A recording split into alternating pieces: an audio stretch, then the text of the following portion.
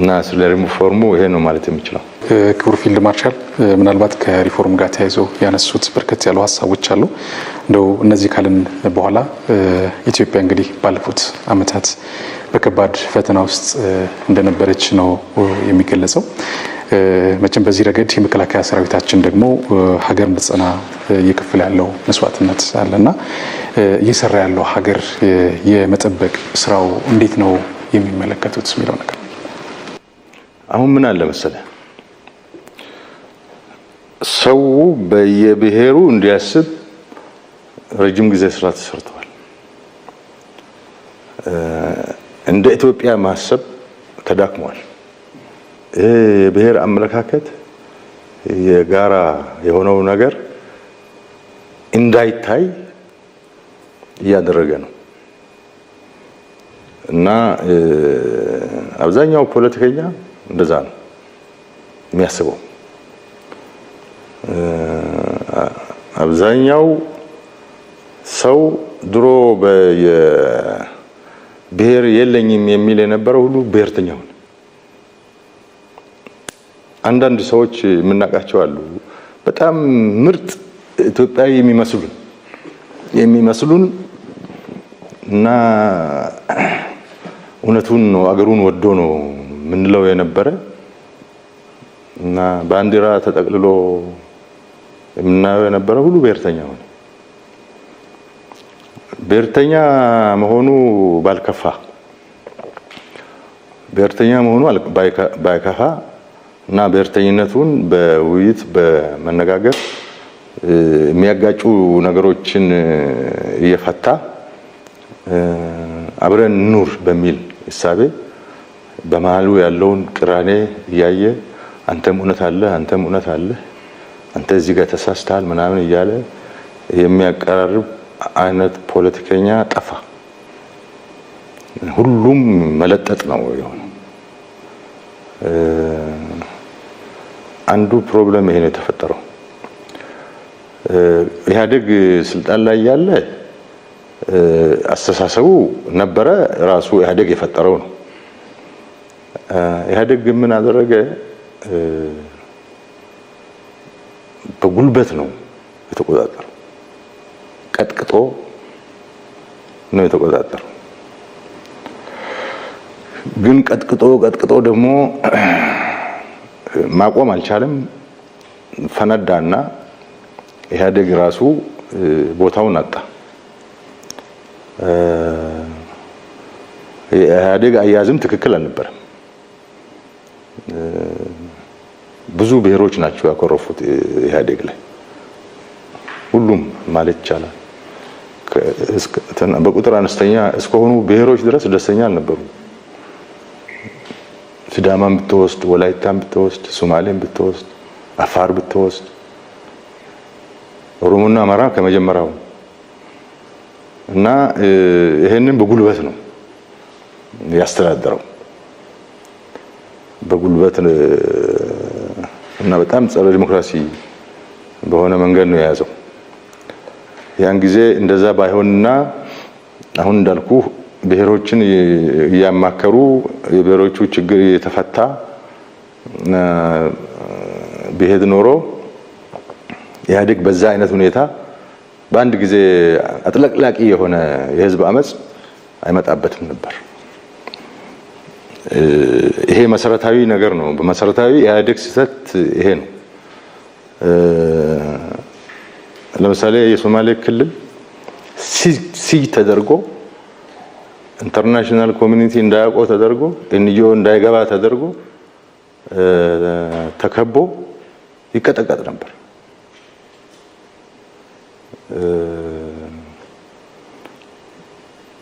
ሌሎቹ ብሔሮችም ጥያቄ አንስተው አደባባይ ሲወጡ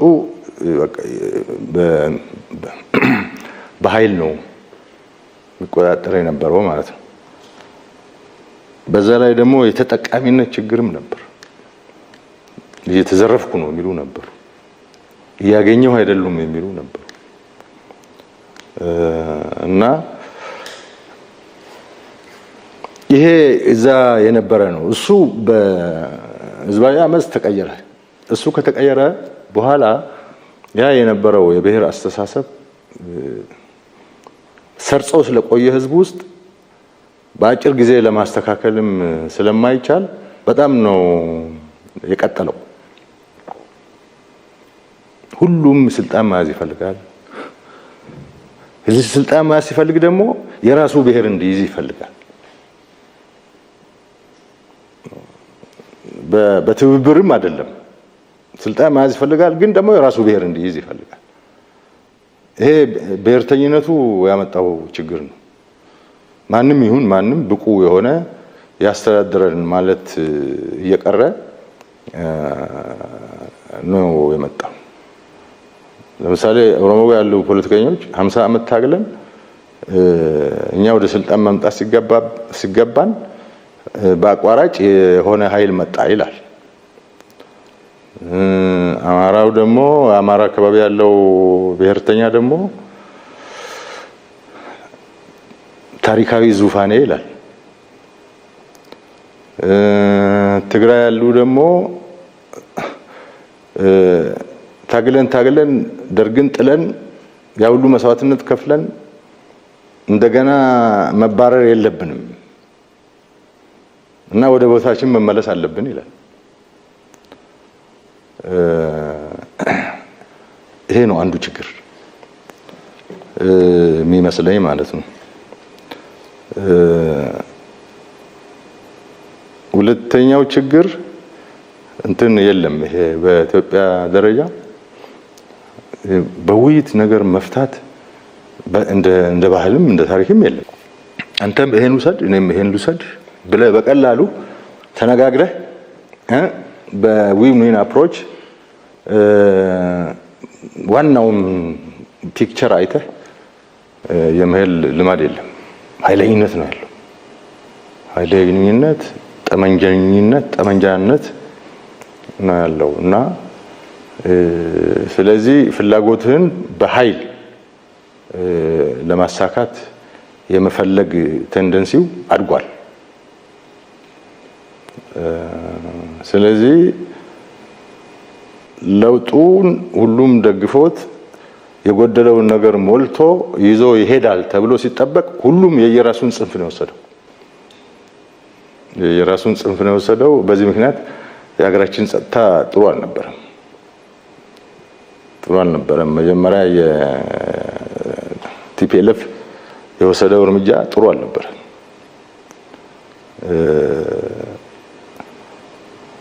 ራሱ ትግራይም ላይም ኢትዮጵያ ላይም ጉዳት የሚያመጣ እርምጃ ነው የተወሰደው። ከፍተኛ ስህተት የተፈጸመው አንዱ እሱ ነው። ሁለተኛው የሸኔ ግሩፕ ነው። የሸኔ ግሩፕ በሰላም ወደ ለውጡ ለመቀላቀል መጣና ስፕሊት ለሁለት ተከፈለና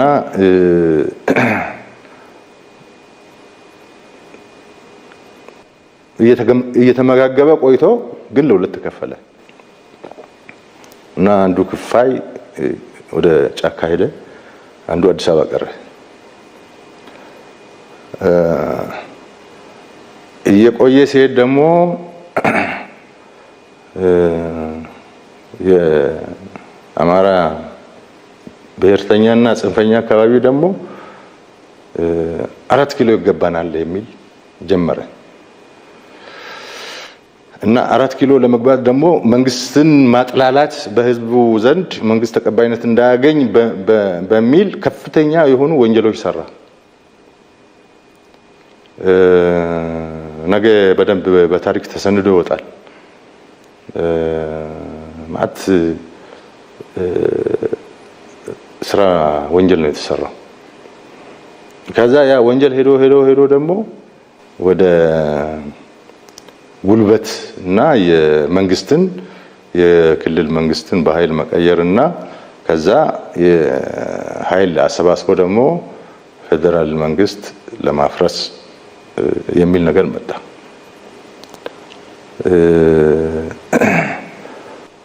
እነዚህ ኃይሎች ናቸው የኢትዮጵያን ጸጥታ አደጋ ላይ የጣሉት ማለት ነው። እና እነዚህ ኃይሎች ደግሞ ዲሲፕሊን ባለው መንገድ ቢታገሉ ጥሩ ነበር። ዲሲፕሊን ባለው መንገድ አለም ትግሉ ብሔሮችን መስደብ፣ ብሔሮችን ማዋረድ፣ ሰው መግደል፣ መዝረፍ፣ መንገድ መዝጋት፣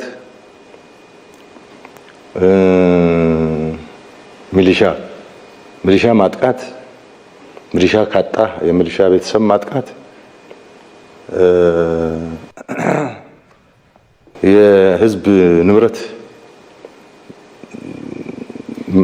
መዝረፍ፣ በየቦታው በስንት ዓመት ጥረው ገዛው ለፍተው ያፈሩትን ባጃጅ በ100 በ200 ምናምን ይዘርፋሉ። አይሱዙ መኪናዎች ይዘርፋሉ። ይዘው ወደ ጫካ ይሄዳሉ። አመሳስለው ይነግዱበታል። እና በጣም የሚያስጠላ በዘረፋ የተደገፈ ትግል የሚመስል ነገር ነው የተከናወነው። እና የትግራይ ጦርነት ኦልሞስት መደበኛ ውጊያ ሊባል በሚችል ደረጃ ነው። ያን ጊዜ መደበኛ ውጊያ ውስጥ ይሄ ተጓዳኝ ጉዳት ይደርሳል። ትግራይም ደርሷል፣ አማራም ደርሷል፣ አፋርም ደርሷል። ከዛ በላይ ግን በጣም የሚያስጠላው ሸማቂ ነን የሚሉ ኃይሎች ያደረጉት ነው። እነዚህ ሰውን በማንነት ይገላሉ።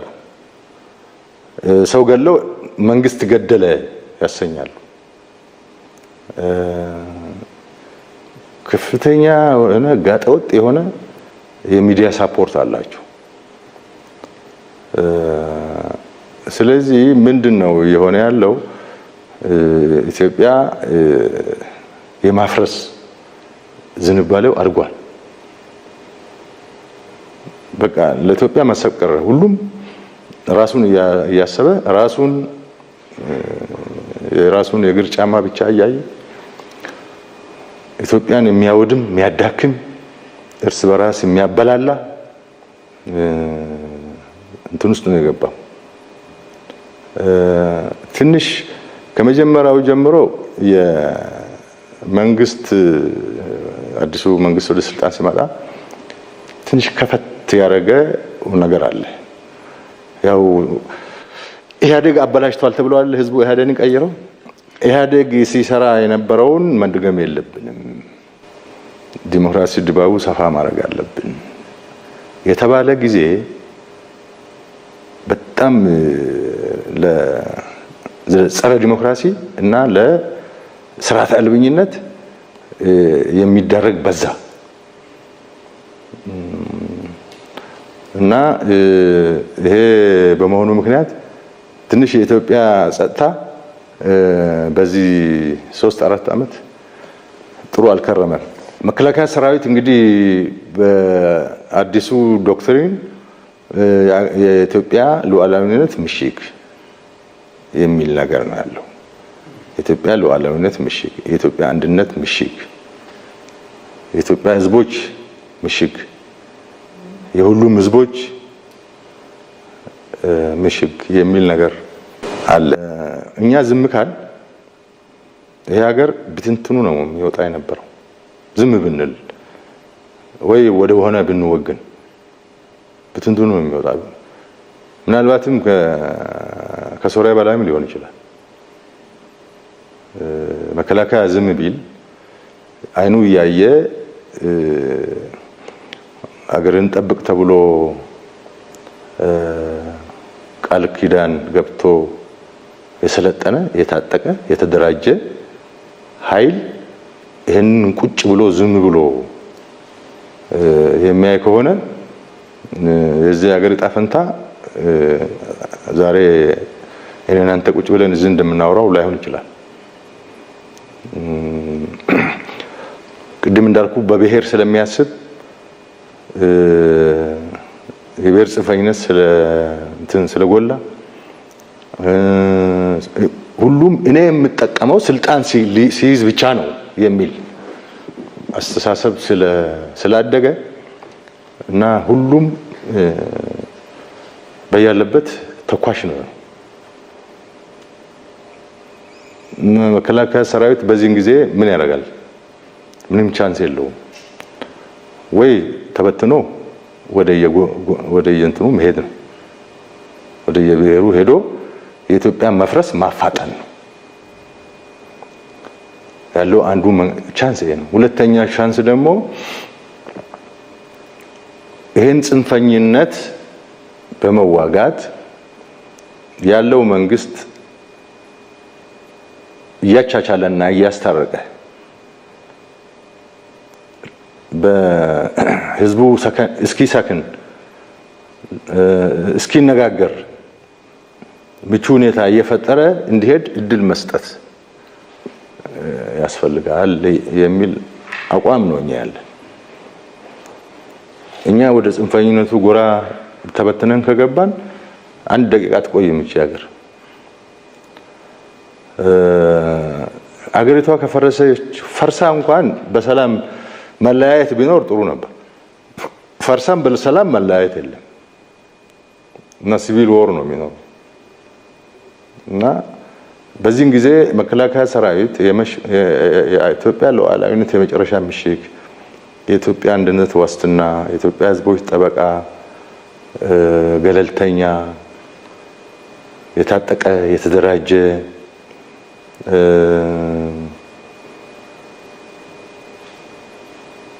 ብቸኛ የኢትዮጵያ ተቋም እሱ ሆኖ እያለ ምን አገባኝ ቢል ወይም ወደ አንዱ ቢወግን ወይም ወደ የዘሩ ቢወግን ወደ የብሔሩ ቢወግን ወደ የአስተሳሰቡ ቢወግን ኢትዮጵያ ያልቅላት ነበር።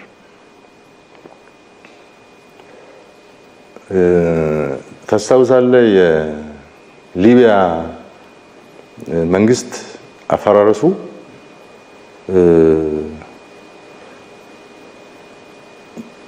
የሊቢያ መንግስት አፈራረሱ የውጭ ኃይሎች እጅ አለበት።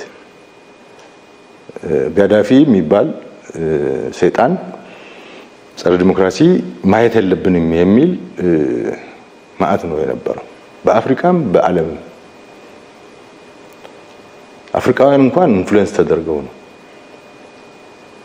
ማዕት አፍሪካውያኑ አሽከር አለ እና እንደዛ ተደርጎ ነው እና ያ መንግስት እንዲገለበጥ የፈለገው የውጭ ኃይል ነው።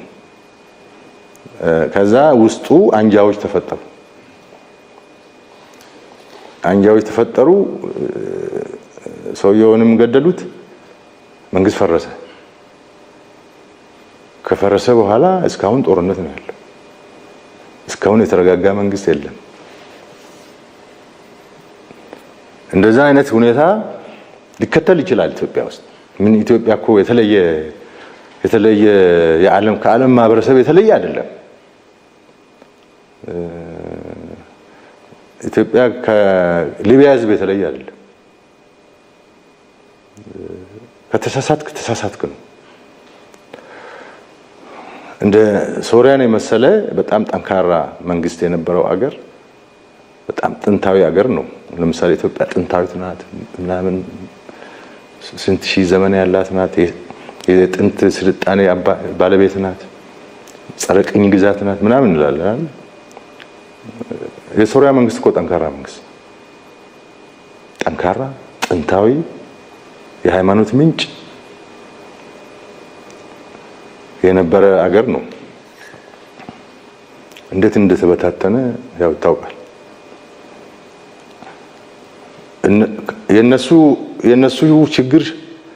የነሱ ችግር ምንጭም ውጫዊ ነው። ውስጥ ያለው ተባባሪ ነው ወይም ተላላኪ ነው እና በኋላ ግልጽ የውጭ ወረራም ተጨምሮበት የውስጥና የውጭው ተቀናይቶ ሶሪያን ለማፍረስ ከፍተኛ ጥረት ተደረገ። አጋጣሚ የነበረው መንግስት የሌሎችም ድጋፍ ስላገኘ ሰርቫይቭ አድርጎ ስልጣን ላይ አለ። ግን ሶሪያ ኦልሬዲ ፈርሳለች፣ የለችም። ሰውየው ነው እንጂ በደመ ነፍሱ ያለው የቆየችው ድሮዋ ሶሪያ የለችም። መቼ እንደሚቆምም አይታወቅም። እና ኢትዮጵያ በደንብ ራሷን በደንብ ካላየች ውስጧን ካላየች ሁሉም የየራሱን ጉድፍ ካላየ በተጀመረው መንገድ ለመፍረስ ትችላለች። ግን አይናችን ያየ እኛ